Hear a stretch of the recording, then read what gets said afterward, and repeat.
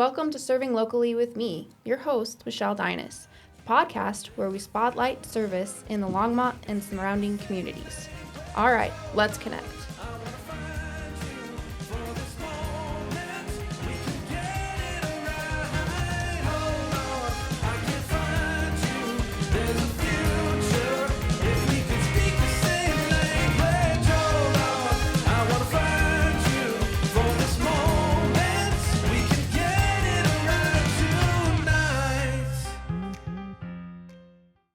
Hi, welcome to Serving Locally with me. Today we are here with Kate from A Woman's Work. So I'll just start out with who are you and what is A Woman's Work and just a quick overview. Sure. My name's Kate Gaddis. I'm the executive director of A Woman's Work, and I have been since 2013. And A Woman's Work is an organization. We're a nonprofit 501c3 that helps women who have emergency needs. So we serve women who live or work for at least 90 days within the boundaries of the Vrain Valley School District. And we just recently, at the beginning of 2024, expanded both into Berthoud and then into the entire community of Erie because, as you know, Erie is served by both the Vrain Valley School District and Boulder Valley School District. So now we are serving the entire community of Erie. But so we serve women who are in those geographical boundaries that have some kind of emergency need and need a little bit of help to get back on their feet. And the emergencies look different for the women we serve. Sometimes it's a domestic violence situation. Sometimes it's the loss of a job or a health diagnosis or the health diagnosis of a family member. We helped a lot after the flood of 2013. We helped during COVID, those types of things where there's just people are going along and doing okay, and then something happens and they need a little bit of help. So we step in and help in those situations. The process that we do that, we have, we call it our professional partner network, and we have over 500 professional partners that work in the communities that we serve, and they're kind of our boots on the ground, we like to say. They're people that are intersecting with, they're counselors at school, so they're intersecting with kids and families. They're social workers at the hospital, other nonprofits, people at churches that are interacting with their congregants, and they can see these people, they know these people, they know they may be struggling, and they can say, I think I know of a resource that might be able to help you. So they make an application to A Woman's Work on behalf of the woman, and then we review. And one of the things that makes us unique is that we try to do things quickly, within 24 to 48 hours. We want to make sure, if there's an emergency, they need help right now. They can't oftentimes wait a week or 2 weeks or a month. Right. And so we review those applications on a rolling basis, and then we can get money to the women who need it quickly.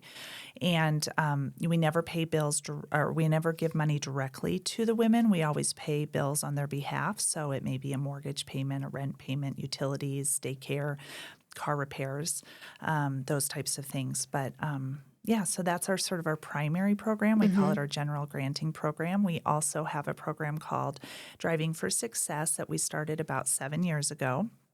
And it's where we purchase used vehicles for women. We live in communities that do have some public transportation options, but it's not always viable for women who might work shift work or need to get kids to a doctor's appointment and then to school. And so a reliable transportation is really important in these communities that that we serve. And so the process looks very much like our general granting program. We ask that our professional partners make referrals to us on behalf of the women, but if they need a reliable car, then we have partnered with Brian Smallwood, who is the automotive. He runs the automotive group with Vrain Valley School District at the CETC, and we're also partnered with Stapp Interstate Toyota in Scion. They help us identify vehicles, and they've been very generous to us as well with this program. And Brian and his students, they will also help identify the cars, and they'll fix them up if they need to be, and then we can gift a car to a woman who needs it. And that's great. Just to involve the kids and community in lots of different ways. It's been a really great program. Yeah. At the beginning of this, about 7 years ago when we started, we would only give 2 to 3 cars a year. But since Brian has been involved for the past couple of years, we've just exploded. This past year, we gave over 30 cars. We've given almost 70 cars total with Brian's assistance. And, it's making just a huge impact in the community. But to your point, the reciprocity, both sides of it has been really powerful to watch because the students are being impacted as well. When they hear the stories of the women we're helping, they're participating in helping her. They oftentimes will help us deliver the cars to the women. So there's been a lot of power in that, Absolutely. and it's been a great partnership, and I'm grateful for it. So that's our second program, and then we also have a scholarship program. We do 2 rounds. We do a spring and a fall round. We just finished our spring round. We had interviews yesterday, actually, and we give about $2,500 to each scholarship recipient. These are typically women who they've had a pause in their education for one reason or another. So we don't see a lot of high school seniors, but they're people that are further along in their education, and one of the things that makes our scholarship a little different is that we require 2/3 of it be used for tuition and books, but the other third could be used for various things that might be an obstacle for education. So things like childcare or transportation and those types of things. So those are our three programs, and I feel really humbled and grateful that I get to do this work. Give us a little background about your organization.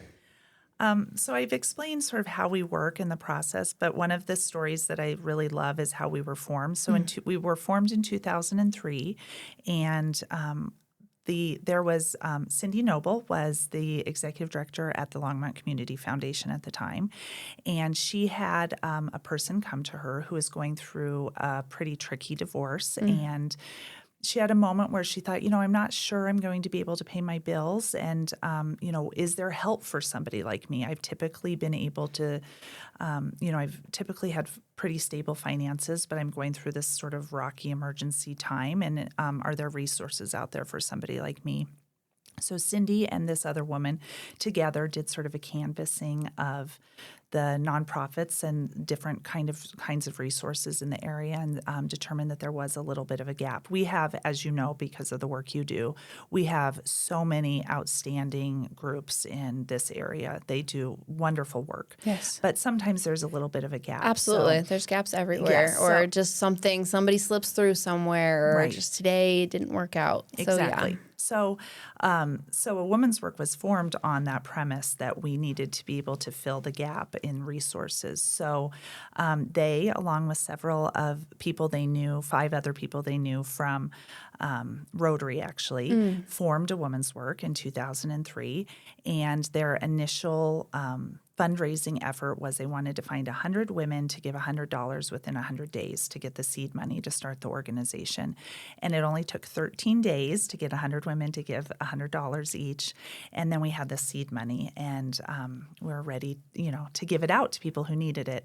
And then there was this kind of pause because, there's this money sitting there, but people didn't know about it. Right. So Cindy, through her work at the Community Foundation, reached out to somebody at Center for People with Disabilities. Diane Groff was there at the time, and said, we have this money. We want to help women who have emergency needs. Why isn't anybody applying? And Diane responded with, it just seems too easy. I feel like I'm not, it seems too simple. And that was always the goal, is that we wanted to be able to get money quickly to women who need it. Right. I mentioned that we can do grants in 24 to 48 hours. We don't take any government funding because we don't want to have any of the red tape or Right. strings that are attached with those dollars. All of our funding comes from individuals, local companies, some trusts and foundations, and then event money that we raise through various fundraising efforts. But we have a simple application process. We they do have to go through our partner, as I mentioned before, but it's not a really long, onerous application. And we, as I mentioned before, we review those on a rolling basis, and the goal is to get money to women so that they don't slip and fall further when they're having these emergency needs. Right.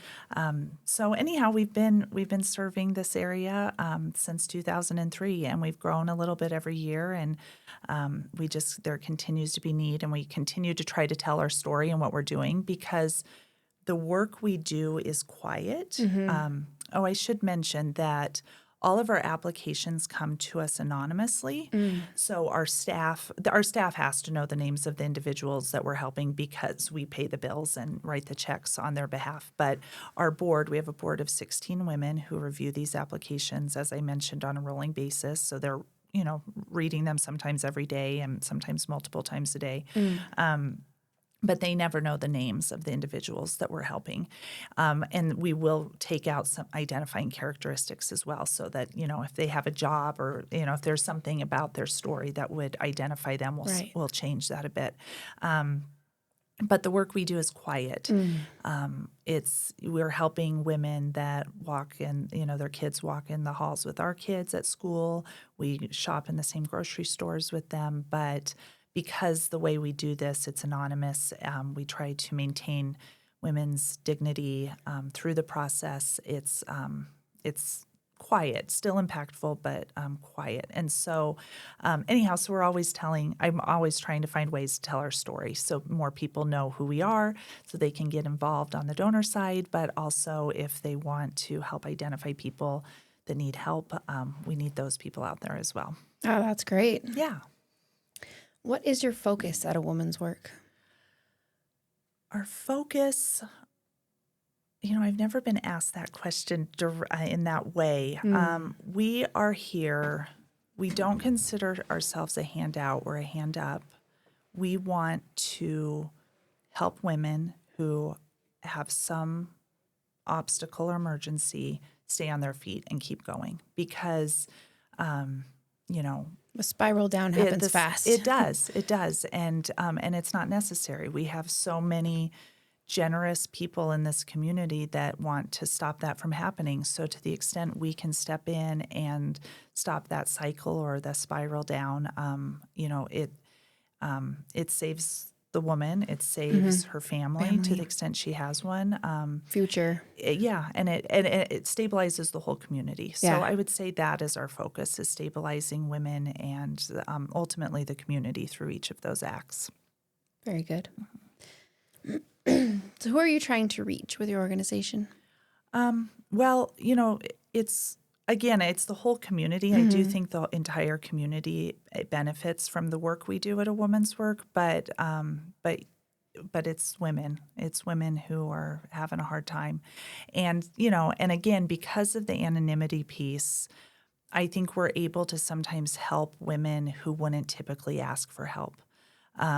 And there are a lot of them out there, that it's hard for all of them. Yes, it's hard for women to ask all for. of us. We can't ask for help. It's hard for a lot of people to ask for help, but but women in particular seems, we carry burdens of our families, and we try to fix it all and tough it out. And so, to the extent we can alleviate some of that burden and do it in a way that maintains anonymity and dignity, I think is really impactful. That's great. What makes the work of A Women's Work different than other similar serving organizations? Well, I think the way we were created and formed, the idea was never to duplicate efforts. The idea was to have these partnerships with other nonprofits, other organizations, say, what are you doing in the community? Where can we step in and help? So I think just our formation story makes us a little bit different. Our goal was always to come alongside other organizations, not to reinvent the wheel or be something that was already out there. So I think that's an important differentiator. The other piece, I think, is our timeliness. I think the fact that we review grants on a daily basis, and we can get a grant approved in 24 to 48 hours, and then bills sent out that day. That doesn't happen in a No. lot of places. So It's I think amazing. that makes us different. Yeah. What are your greatest needs?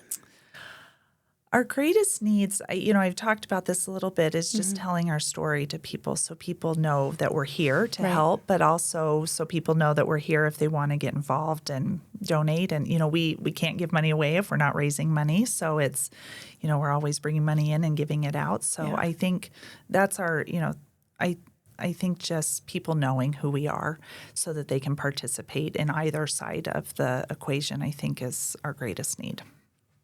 Awesome. Do you have any events coming up or volunteer opportunities, fundraising events? Sure. So we have three primary events throughout the year. We have an annual luncheon that we always do at the end of April, and we just concluded that. It's probably our biggest event in terms of the number of people and the amount of money raised.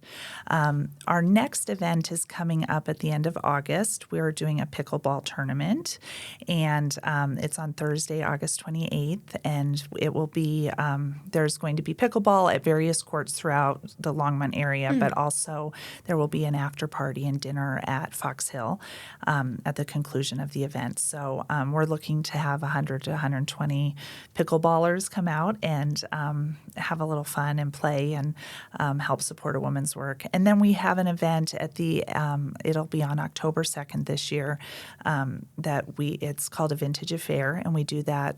We partner with Wyatt's Wet Goods, and we do a beer and wine tasting event. And it's sort of a taste of Longmont or a taste of St. Vrain Valley. We have local restaurants come in and give us bites of different things that they serve at their restaurants, and it's a fun event. People can come and for $75 and come and have food and drink and help support us. And so that'll be on October 2nd. And all of these are on our website. awomenswork.org is our website, and we have all of that up there for people who want to check it out. That sounds like a lot of fun. Yeah, it is fun. It is fun. All of it. And in terms of volunteer opportunities, we have, we work a little differently than a lot of nonprofits because there is, so there is this anonymity piece. There's not, work that, sort of tactile work that has to be done on a daily basis, but we have event committees. We're always looking for people to help us plan our events. We have an outreach committee that helps us identify professional partners and find new ones and nurture the relationships with the people we already have.